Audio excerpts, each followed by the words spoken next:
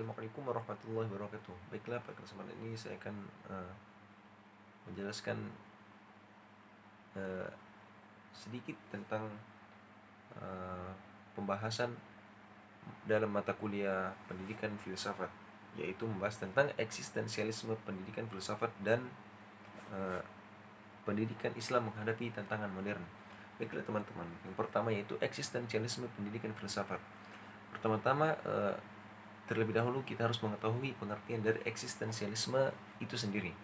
Bahwasanya eksistensialisme merupakan salah satu aliran filsafat yang beranggapan bahwasanya manusia itu memiliki kebebasan dalam melakukan tindakan dan bertanggung jawab atas tindakannya itu sendiri. Nah, aliran ini menjelaskan bahwasanya setiap manusia itu boleh-boleh saja melakukan apa yang dia mau, akan tetapi dia harus juga bertanggung jawab dengan apa yang dia lakukan. Contohnya yaitu baik itu dalam dunia pendidikan ataupun dalam kehidupan sehari-hari.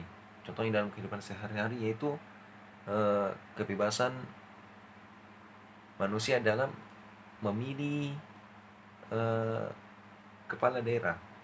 Nah, dalam menurut aliran filsafat ini, maksudnya itu seorang yang mengamalkan eksistensialisme ini dia uh, boleh memilih siapa saja, bebas maksudnya itu tanpa tekanan dari pihak lain.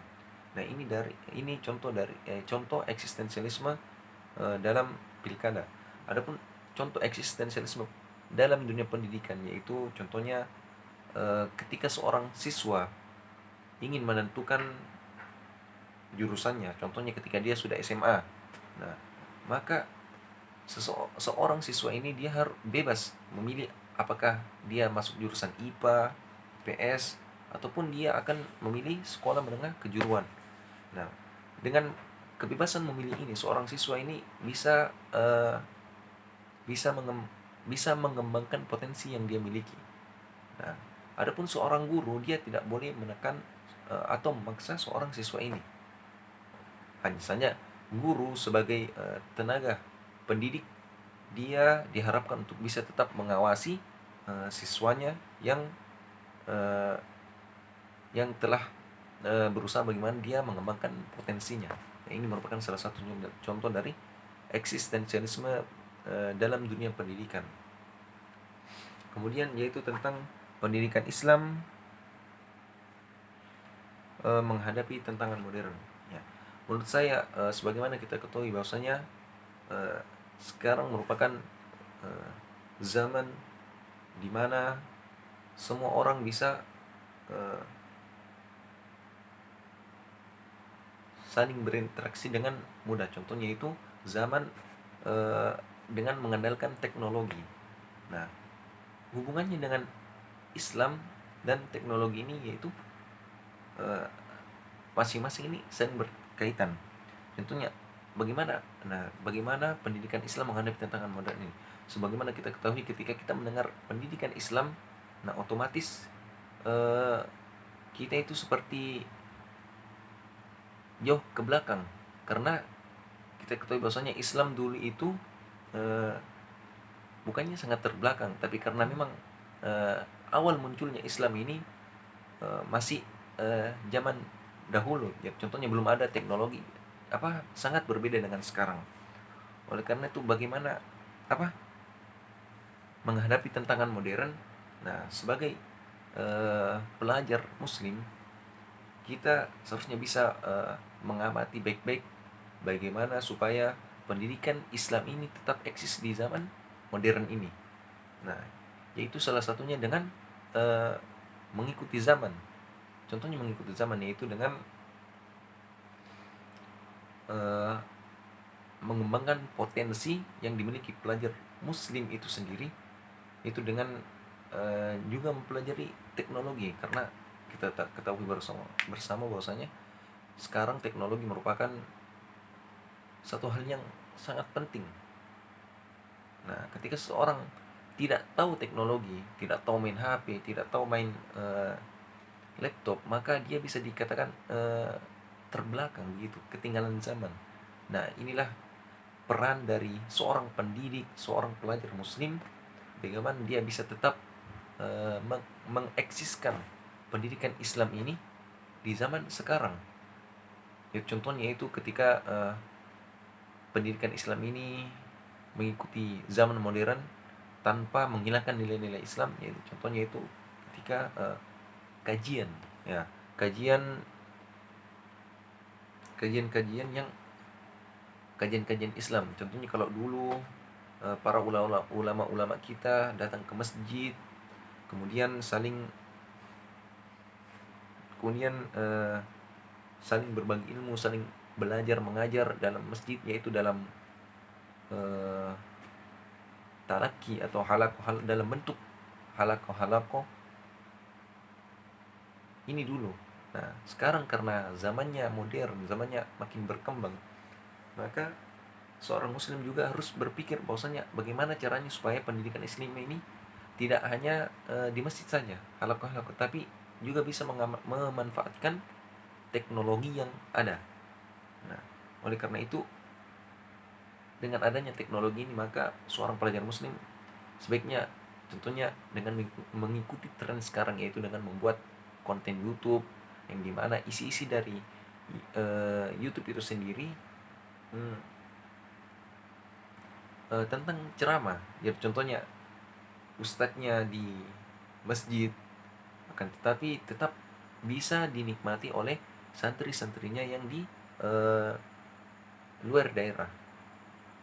Itu kenapa bisa, karena itulah perkembangan teknologi. Jadi sebagai seorang muslim harus bisa uh, mengamati baik-baik tentang perkembangan zaman ini, kemudian mengikuti sedikit-sedikit tanpa menghilangkan nilai-nilai Islam. Nah, ini apalagi ya tentang pendidikan Islam menghadapi tantangan modern. Selain di metode ceramah tadi itu melalui isi konten YouTube, menurut saya pendidikan Islam menghadapi tantangan modern ini salah satunya yaitu tantangan Islam yang datang dari pengaruh-pengaruh Barat, baik itu dari segi pakaian, dari segi akhlak, perilaku, sopan santun. Maka sebagai seorang muslim, sebagai pelajar, bagaimana caranya dia berusaha supaya generasi-generasi muda muslim ini tidak terpengaruh oleh uh, pengaruh dari barat. Ya, contohnya dari gamers. Ini merupakan gamers yang lagi tren-trennya. Sebagai seorang pelajar muslim harus bisa saling mengingatkan bahwasanya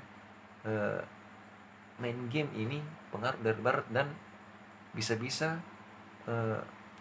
mengganggu atau menghilangkan nilai-nilai Islam. Contohnya seorang muslim yang main game terus sampai ketinggalan ketinggalan waktu sholat, maka ini sangat fatal. Oleh karena itu, peran seorang muslim, baik itu guru atau saudara, harus bisa saling mengingatkan. Nah, inilah adapun peran pendidikan Islam dalam menghadapi pengaruh barat ini, yaitu bagaimana seorang guru harus bisa senantiasa menasihati, bukan cuma menasihati, tapi menerima masukan-masukan dari para peserta didiknya. Kira-kira apa problemnya sampai dia begitu suka dengan pengaruh barat sampai-sampai bisa meninggalkan nilai-nilai Islam. Nah, ini peran seorang guru sangatlah penting dalam proses belajar mengajar, supaya para peserta didiknya ini tidak terpengaruh dengan dunia luar. Dan yang paling penting adalah pendidikan Islam ini menghadapi tantangan modern ini, yaitu seorang muslim harus tetap berpegang teguh pada Al-Quran dan As-Sunnah, karena inilah merupakan jalan yang Allah tunjukkan kepada Nabiullah Muhammad, dan Nabiullah Muhammad SAW menunjukkan kepada umatnya bahwasanya ketika kalian mengambil dua ini, Al-Quran dan As-Sunnah, maka mereka tidak akan tersesat. Itu karena kenapa? Karena saking apa ya, itu otomatis Al-Quran dan Sunnah itu otomatis mengikuti perkembangan zaman. Oleh karena itu, adapun oleh karena itu Al-Quran dan Sunnah ini sangatlah penting tetap menjadi pegangan meskipun sekarang sudah berbeda zamannya. Kemudian adapun tentang filsafat, filsafat dan adapun hubungan tentang filsafat dengan Islam dan zaman modern ini sangatlah berhubungan, sangat berkaitan. Kenapa saya mengatakan begitu? Bahwa karena uh, filsafat ini merupakan salah satu cara berpikir bagaimana seorang manusia ini bisa berpikir kritis. Nah, ini sangat penting sekali diamalkan di zaman modern ini, terutama para pelajar muslim itu. Itu dikarenakan kenapa? Karena itu pengaruh-pengaruh barat yang semakin berkembang, sehingga seorang muslim yang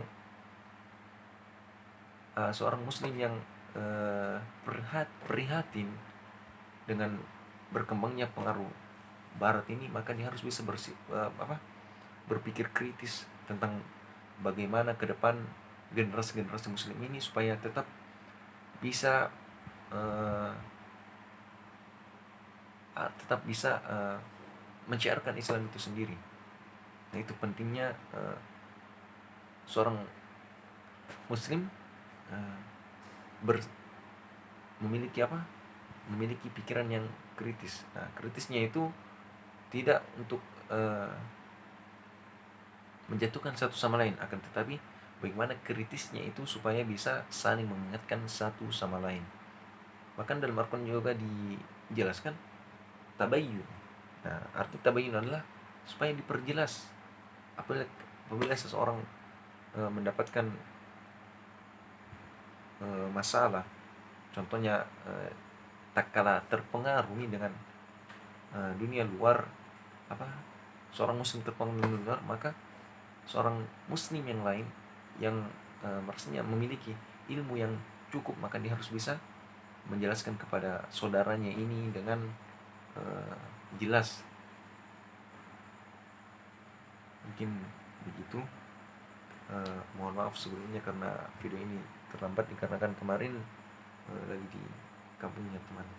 Terima kasih atas segala perhatiannya, mohon maaf atas segala kesalahan. Semoga kita semua senantiasa